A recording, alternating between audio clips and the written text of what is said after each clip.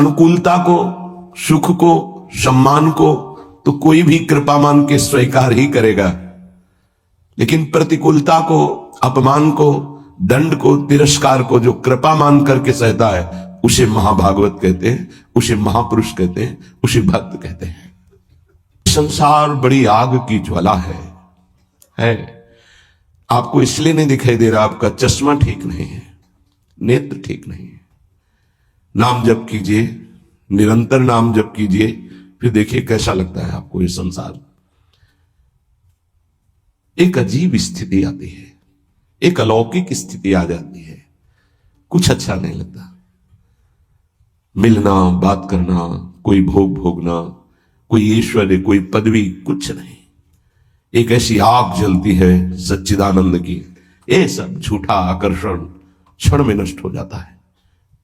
अभी हमारी मलिन दृष्टि है तो हमको संसार प्यारा लगता है, असत प्यारा लगता है। संसार में तक 10 दिशों, 10 दिशाओं में इस संसार में कहीं सुख नहीं है। दुखालयम अशाश्वतम, भगवान कह रहे हैं, महापुरुष कह रहे हैं, हमें सुख दिखाई दे रहा है। हमारी बुद्धि पतित हो चुकी है, मलिन हो चुकी है। ये दावानल संसार, जंगल में जो आग लगती है उसे दावानल कहते हैं। ये भड़क रही है, मैं भी उसकी लपेटों में आ रहा हूं। श्रीपाद कह रहे हैं, क्या कर सकता हूं, असमर्थ हूं। ये हृदय की बात है। हा वृंदारण्य काम क्रोध लोभाद्यति बल बहल व्याल संकीर्ण में तत्। ये काम क्रोध लोभ आदि अनेक बलवान सर्प हैं जो अपनी कुंडली में फंसा करके डस लेते हैं और उनका विष चढ़ जाता है। कुछ तो ऐसे हैं लील ही जाते हैं, अजगर आदि। तो लील जाने का मतलब पूरा जीवन निकल गया काम चेष्टा करते हुए, समझ ही नहीं पाए। पूरा जीवन निकल गया लोभ धन की प्राप्ति के लिए, समझ ही नहीं पाए। कल एक प्रश्नकर्ता कह रहे थे कि संसार में सुखी वही जिसके पास बहुत धन है, समृद्धशाली ही सुखी है। नहीं, सुखी वही है जिसने भगवान नाम का निरंतर स्मरण प्रारंभ कर दिया। वो सुखी, वो बेचारा। तुम्हें लगता है वो सुखी, बेचारा है। थोड़ी देर अगर उसके मन में अपने मन को मिला के देखो तो पता चलेगा उसका मन कितना जल रहा है, कितना दुखी है, कितना वासनाओं से गंदा हो चुका है। और शरीर छूटेगा तो बैंक बैलेंस यही रहेगा, वो गंदगी ढो के अगले जन्म में भोगेगा जाके।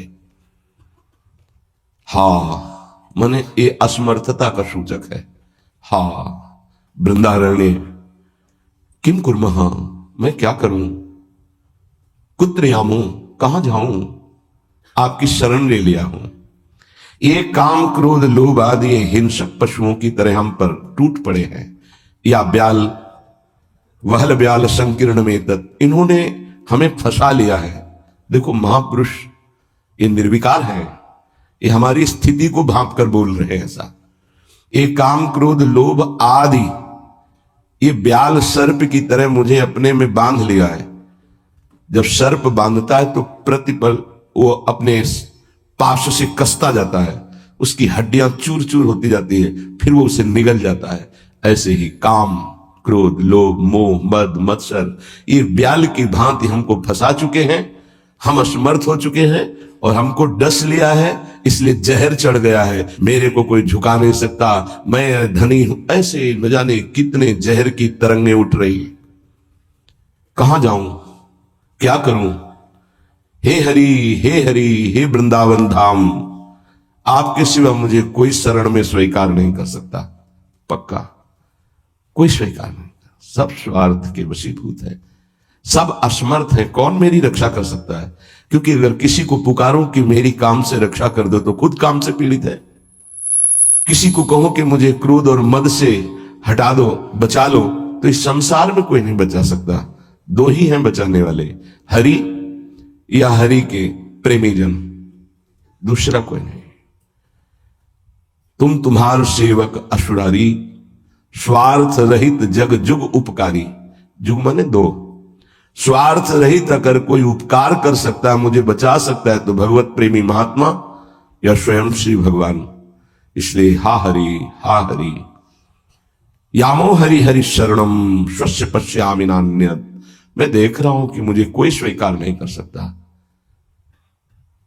अच्छे सद्गुण और स्वार्थ की पूर्ति होती हो तो सब हाथ मिला लेंगे, लेकिन जब दुर्गुण अपने ऊपर शासन कर रहा हो और किसी की स्वार्थ की पूर्ति हमसे ना हो तो हमसे कोई बात नहीं करेगा, कोई नहीं बात करेगा। किसी से हम बात करना चाहें तो घृणा और त्याज्य भाव से देखेगा, गंदा आदमी, क्या है इसके पास। लेकिन ऐसे को भी अगर कोई गले लगाता है तो दो, एक भगवत प्रेमी महात्मा और एक भगवान, दूसरा कोई नहीं। भगवत प्रेमी महात्मा और भगवान कहने को दो हैं, वो एक ही है। या तो हित तो कीजे कमल नयन सो, जा हित आगे सब हित लागे फीको, कह हित कीजे साधु संगति दो, जो कलमश जाए सब जी को। दो की ही बात स्वामी हरिदास जी महाराज ने भी की है। या तो कमल नयन बांके बिहारी से अपनापन कर लो, हित कर लो, प्रीति कर लो, वो स्वीकार कर लेंगे, आप कैसे भी हो वो गले लगा लेंगे। और या साधु संगति सो, वो भगवान और भगवान के जनों में अभेद है, तस्मित् तज्जने भेदा भावात्, वो वही हो जाता है उनके चिंतन के प्रभाव से। तो जैसा स्वामी का स्वभाव वैसा सेवक का स्वभाव, जैसा स्वामी का प्रभाव वैसा सेवक का प्रभाव हो जाता है। हरि और हरि प्रेमी संत जन, ये दो ही हैं जो शरण में स्वीकार करके महापापी को भी परम पद में आरूढ़ कर देते हैं। इसलिए हे वृंदावन धाम, आपसे प्रार्थना करता हूं, आप मुझे स्वीकार कर लीजिए और भगवत प्रेमी महात्माओं का संग दीजिए। धन्य है वो, प्रशंसनीय है जिन्होंने आपकी कृपा प्राप्त कर ली है। वृंदावन की कृपा रसिक संग सुखकारी, पक्का समझना। श्रीधाम वृंदावन श्री लाडली जी की कृपा से आना होता है और धाम की कृपा से भगवत प्रेमी महात्मा का संग मिलता है। ये धाम के शरणागत जितने प्रेमी जन हैं, धाम कृपा न करे तो पास से निकल जाएंगे, आप जान भी नहीं पाओगे। जब धाम कृपा करता है तो प्रकाशित कर देता है, जिसका कल्याण करवाना होता है उसके सामने उसका वैभव, उसका प्रभाव, जिससे उसकी श्रद्धा और विश्वास दृढ़ होकर उनके चरणों में समर्पित हो जाए। जब किसी महापुरुष का आश्रय दृढ़ हो जाता है तो फिर ये काम क्रोध लोभ मोह मद मत्सर थर्राने लगते हैं, इनकी सामर्थ्य नहीं होती। ये भगवत शरणागत पर तो परीक्षार्थ प्रभाव दिखा सकते हैं, लेकिन भगवत प्रेमी महात्मा की शरणागति जिसने स्वीकार की वहां परीक्षा भी नहीं, क्योंकि उनकी दृष्टि रहती है। हम तभी परास्त होते हैं जब उनकी अवहेलना कर देते हैं। महापुरुषों की अवहेलना ही काम क्रोध लोभ आदि को आक्रमण करने का अवसर देती है। यदि हम महापुरुषों के अधीन वृत्ति रखें तो काम क्रोध आदि की वृत्ति का प्रवेश भी नहीं हो सकता। बड़ी सामर्थ्य है भगवत प्रेमी महात्माओं के सानिध्य में, सच्ची बात मानना। क्योंकि अनंत महिमायुक्त प्रभु का नाम, प्रभु की चरणारविंद का आश्रय दृढ़ होता ही उन्हीं से है। भजन न होई संग बिनु, भजन बिना नहीं प्रेम। ये जो प्रेम मूल यह नाम है, प्रेमी रसिक जपत यह नाम, प्रेम मगन निज बन विश्राम, श्री हरिवंश जहां रहे। ये प्रेम का मूल नाम मिलता ही प्रेमी महाभागवतों से है और उसका प्रभाव प्रेमी बना ही देता है, निर्विकार बना ही देता है। भला मृत्यु दंड जैसा सामने भय उपस्थित हो और फिर कोई नाम कीर्तन कर रहा हो, कैसे आश्चर्य की बात है कि शरीर को बड़ी पीड़ा पहुंचानी, बहुत प्रकार से प्रताड़ित करना, नाना प्रकार की दुख एक साथ उपस्थित हो जाए और वो गीत गा रहा हो, बड़ा मुश्किल। ये निष्ठा का प्रभाव होता है। नाम जिसके हृदय में गुरुदेव प्रदत्त नाम प्रकाश कर दिया। कल से शाम टाइम से बहुत हृदय व्यथित हुआ जब महापुरुषों के चरित्रों को अवगाहन हुआ, तो बार बार केवल रोना ही आ रहा था कि आप जैसी निष्ठाएं अगर किनका मिल जाए तो जीवन धन्य हो जाए। कल गुरुदेव तेग बहादुर सिंह जी महाराज का पावन चरित्र एकदम भाव में आया, पढ़ रहे थे। कश्मीर के पंडितों को जब औरंगजेब ने हुक्म किया कि सब इस्लाम धर्म को स्वीकार करो नहीं तो कत्लेआम कर देंगे, और किया उसने बहुत कत्लेआम। समय दिया उसने। भागे वो लोग। उस समय महामहिम गुरु गादी पर तेग बहादुर सिंह विराजमान थे। उनके चरण शरण में आए और कहा, आप ही हमारे रक्षक हो, आप ही हमारी रक्षा कर सकते हो। उन्होंने कहा, जाओ और बादशाह से कह दो। पूरा चरित्र तो बड़ा है कि अगर तेग बहादुर सिंह को इस्लाम स्वीकार करवा दो तो हम बिना किसी शर्त के सब कश्मीरी पंडित आपकी आज्ञा का पालन करेंगे। एक को परास्त कर दो तो हम सब परास्त ही हम स्वीकार कर लेंगे। फौरन उसने बहुत ही अन्य धर्मों की तरफ उसका नकारात्मक भाव था। उसने आदेश किया बंदी बना के तुरंत तेग बहादुर सिंह को दिल्ली में उपस्थित किया जाए। सैनिक गए। बल विक्रम गुरु गादी में प्रथम से चला रहा है। उनके पार्षद और उनकी सेना तेग बहादुर सिंह की स्पर्श नहीं करोगे।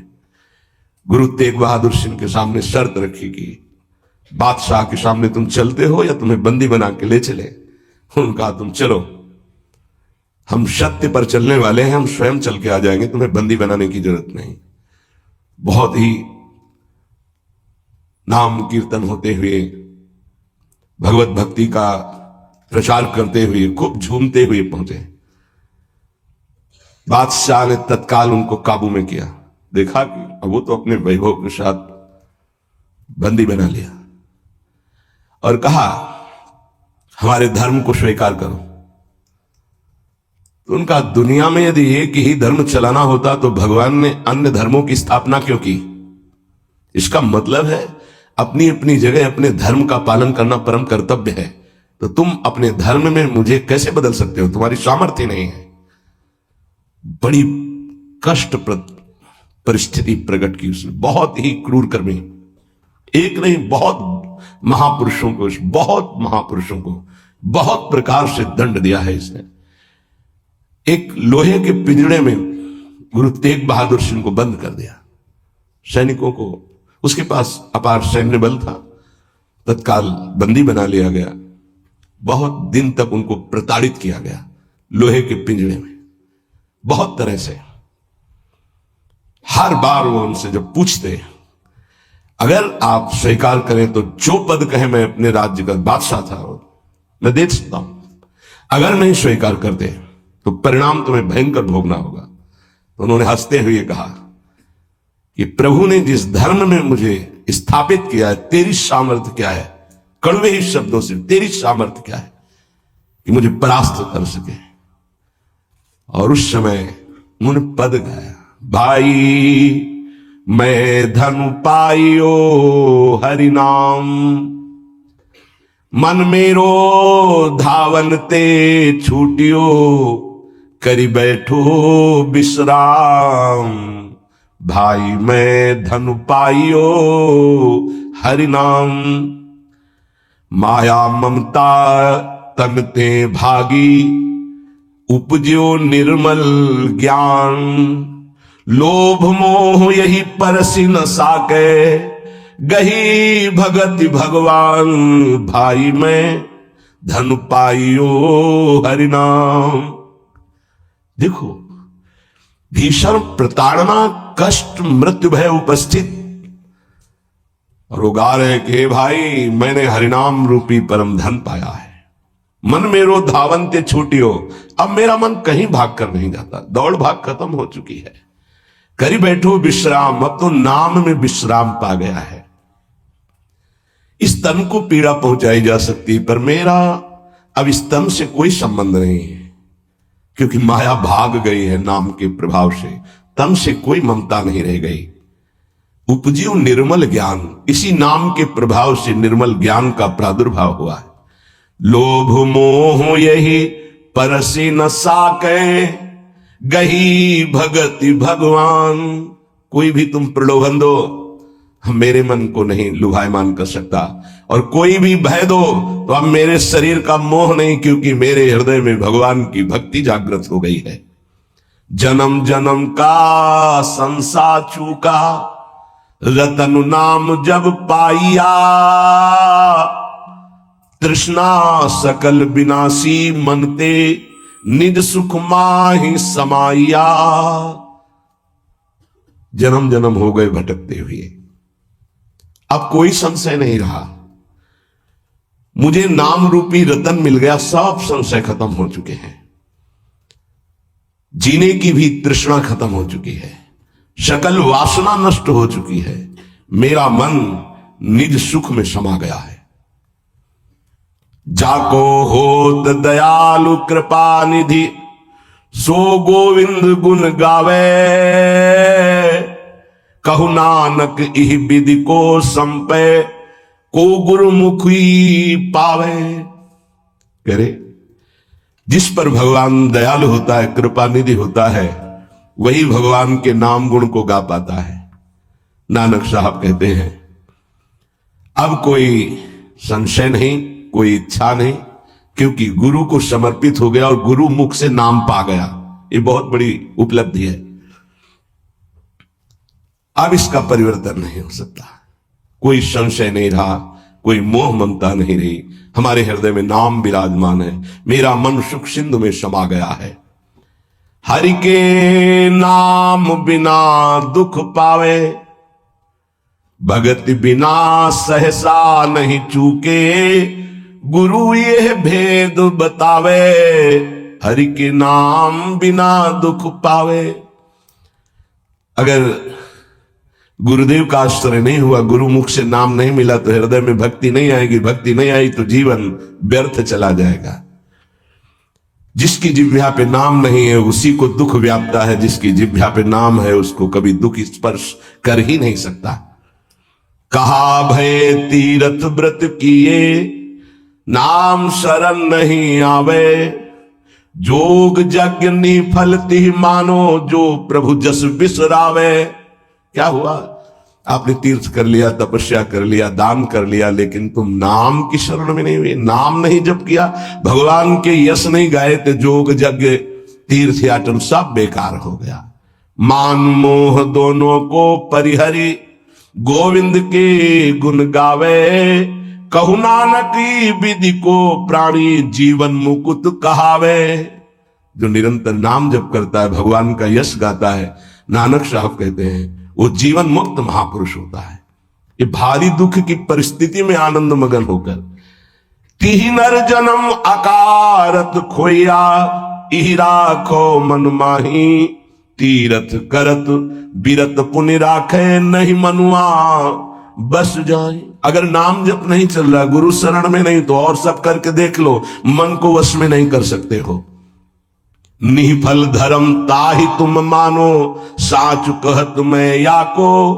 तीरथ करे बिरत पुनि राखे, नहीं मनुआ बस जाको। मान लो मेरी बात, तुम्हारा तीर्थ, तुम्हारा वैराग्य, तुम्हारा साथ धर्म कर्म व्यर्थ माना जाएगा यदि गुरु कृपा नहीं हुई, तो तुम्हारा मन वश में नहीं होगा, मन नाम में नहीं लगेगा। जैसे पाहन जल मही राखी, भेदे नहीं ती पानी। तैसे ही तुम ताहि पिछानो, भगतहीन जो प्राणी। जो गुरु की शरण में नहीं आया उसका हृदय पत्थर जैसा कठोर होता है, चाहे जितना पानी डालो पसीजेगा नहीं, वो द्रवित नहीं होगा पत्थर। ऐसे ही अगर गुरु की शरण में नहीं आया तो हृदय उसका मलिन बना रहता है। जिसके हृदय में भक्ति नहीं जागृत हुई गुरु चरणों की, वो व्यर्थ जीवन है, मृत जीवन है। कलि में मुकुति नाम ते पावत, गुरु ही भेद बतावे। कहु नानक सोई नर गुरुआ, जो प्रभु के गुण गावे। वही गुरु का है जो प्रभु का नाम और प्रभु का जस निरंतर गाता रहता है। बड़ा उनके ऊपर जुल्म किया, भारी पीड़ा पहुंचाई गुरु तेग बहादुर सिंह के ऊपर। उन्होंने कहा कि मैं अपना धर्म कभी नहीं छोड़ सकता, जितना चाहे तू पीड़ा दे दे, और डर उस परमात्मा से, जुल्म मत कर। लेकिन वो तो क्रूर कर्मी, वो गुस्से से लाल हो गया, बहुत तरह से पुनः पीड़ा पहुंचाई। इसमें तो सारांश में बता, बहुत पीड़ा पहुंचाई, बहुत डराया, लेकिन वो पर्वत के समान अटल रहे। बस जो जीवन में है वो भगवान का नाम और भगवान का गुण है। लोहे के पिंजड़े में बहुत दिन तक बंद रखा, प्रताड़ना दी, कुछ भी खान पान नहीं। जब देख लिया हार गया कि किसी भी तरह टूटने वाले नहीं, तो संवत 1732 विक्रम का दिन था, मार्गशीर्ष महीना, उनको पिंजड़े से निकलवाया और कहा तुम्हारी इच्छा क्या है अंतिम। उन्होंने स्नान की इच्छा जागृत की और एक बट वृक्ष था उसके नीचे बैठे और गुरु साहब का ध्यान करते हुए जपुजी नाम का उनके यहां उसका पाठ किया और ध्यानस्थ हो गए। उसी समय सैयद आदम शाह नाम के उन्हीं के पार्षद ने, जो औरंगजेब था, गर्दन उतार दी। तो इन महापुरुषों ने या और भी धर्मावलंबी महापुरुषों ने बहुत कष्ट सहे। सोचो जरा, अगर ऐसी थोड़ी सी भी बात प्रतिकूल हो जाती तो भगवान पे संशय कर लेते। जरा इन गुरु साहब महापुरुषों की बात जरा ध्यान देकर देखो, अपने धर्म को नहीं त्यागा, भयानक पीड़ा पाई। ऐसे चमड़ी सहित बाल नोचवा लिए गए, तप्त कड़ाहे पे बैठाल कर ऊपर से चलती हुई तप्त बालू डाली गई, कीले ठोक दी गई, घाव के घाव अंगों में कर दिए गए। कभी आह नहीं, अपने धर्म से नहीं टूटे। बीच से आरा चौराहे पर खड़े होकर के चलवा दिया गया, आरा चलवा दिया आराम आराम से, थोड़ा थोड़ा ऐसे रोक रोक करके, लेकिन शब्द है राम राम राम। जिस मार्ग में निकला गया है भगवत मार्ग, बहुत ही निष्ठापूर्वक इसका निर्वाह किया जाता है अपने धर्म का। उपासक इन महापुरुषों से, गुरुजनों से, आगे चलने वाले जो महतजन है, उनसे ही निष्ठा प्राप्त करता है। निष्ठा का स्वरूप क्या है? अनुकूलता, प्रणाम नमस्कार नहीं, भारी प्रतिकूलता और प्राणों को प्रतिपल कष्ट मिले तो भी जो ना टूटे उसे निष्ठा कहते हैं। बड़े बड़े महापुरुषों ने इस भागवतिक धर्म, महान धर्म को स्वीकार करके हर कष्ट सहा है। प्रहलाद जी को क्या कष्ट नहीं दिया गया, कबीर साहब क्या कष्ट नहीं दिया गया इनको। गुरुजनों की जब इनकी प्रणाली पढ़ो तो होश उड़ जाते हैं कि एक एक महापुरुष को इतना कष्ट और उनको कभी कष्ट महसूस नहीं हुआ, वो सदैव गरजते ही रहे। अब उनको जो दिखाई दिया वो दूसरों को नहीं दिखाई देगा। उनके मुख से यही निकला है, तेरा किया मीठा लागे। गजब, मतलब रोने के सिवा कोई भाव नहीं बन पाता, केवल रोना की। कितनी सामर्थ्य इन महापुरुषों में है कि ऐसी स्थिति में भी प्रभु से प्रश्न नहीं है और सामर्थ्य इतनी कि भस्म कर सकते हैं। इतना भजन का तेज है, पर उन्होंने कभी कुछ नहीं प्रतिकूलता की, चुपचाप सह गए, प्राण त्याग दिए अपने धर्म, अपनी निष्ठा पर। अपने लोगों को इन महापुरुषों से एक प्रेरणा मिलती है कि काम, क्रोध, लोभ, मोह, मद, मत्सर, भूख, प्यास, सर्दी, गर्मी, मान, अपमान, दुनिया के जितने द्वंद्व हैं, ये सब एक साथ टूट पड़े तो भी हम अपनी निष्ठा नहीं छोड़ेंगे। उपासक देखो, अनुकूलता होती तो जय जय, प्रतिकूलता होती तो भाग पड़े। तुम कायर हो, भगवत मार्ग के शूरवीर थोड़ी हो। नाम जापक, धर्मनिष्ठ, उनकी जय जयकार की जाती है। आप अविनाशी भगवान के अंश हैं। ये शरीर छूटेगा, आज नहीं तो कल छूटेगा। अगर धर्म में छूटे तो इसकी जय जयकार है, और अगर भोगों में छूटे तो बहुत ही जीव सब छोड़ रहे हैं भोगों में। धर्म निष्ठा का तो जिनका हमने पद सुनाया था पलटू बाबा का, मची नाम की कीच, इनका ऐसा प्रभाव था कि जहां ये नाम उच्चारण करते तो रोए बिना कोई नहीं रह सकता था। ऐसी करुणा थी इनके उच्चारण करने में। पर इनसे भी द्वेष करते थे लोग, इतना द्वेष किए कि एक दिन ये रात्रि में कुटिया में सो रहे थे, इनकी कुटिया में चारों तरफ से आग लगा दी। भौतिक शरीर तो वहीं दिखाई दिया, लेकिन भक्तों की मंडली सहित जगन्नाथपुरी में सुबह पाए गए।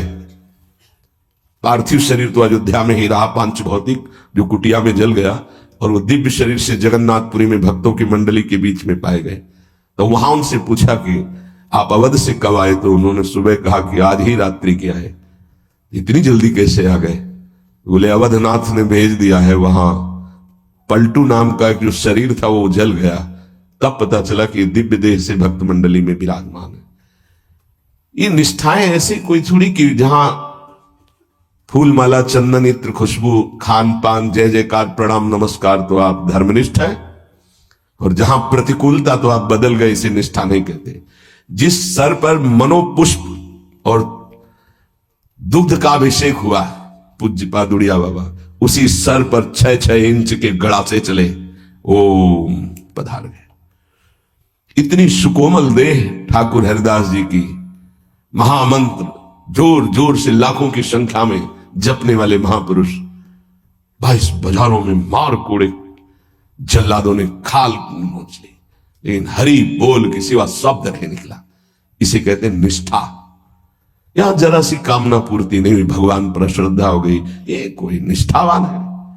ये निष्ठा कैसे जागृत होती? सिर्फ गुरु कृपा से। जहां गुरुजनों की महिमा पढ़ी तो गुरु कृपा से। गुरु कृपा का स्वरूप क्या है? जो नाम प्राप्त हुआ है, यही गुरु कृपा है।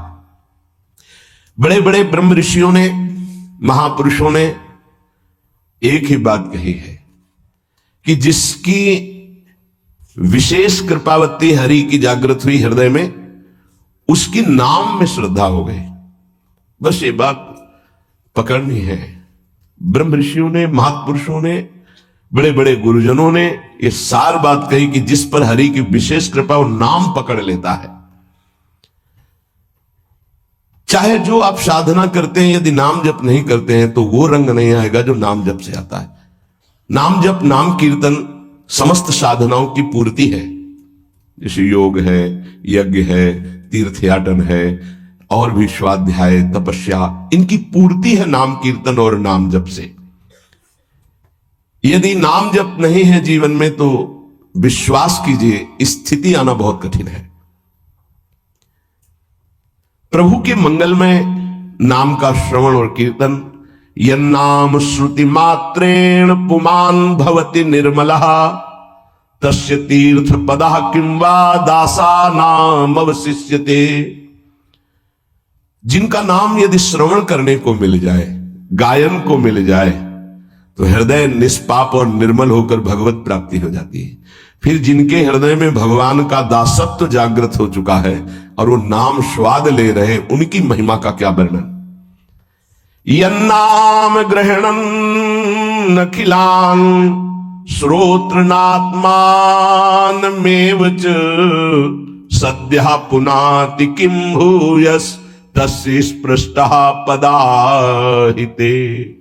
आहा, जो प्रभु के नाम का उच्चारण करता है तो जितने श्रोता होते हैं सबके पापों का नाश करके उनके हृदय को पावन करता है। तो उस उपासक को कितना पुण्य प्राप्त होता है, कितनी कृपा प्राप्त होती है। जब जोर से राधा नाम उच्चारण कर रहे, नाम कीर्तन कर रहे, जिन जिन की कान में जड़ चैतन्य के सबका मंगल कर रहा है, ऐसे उपासक के हृदय में प्रभु प्रकाशित हो जाते हैं।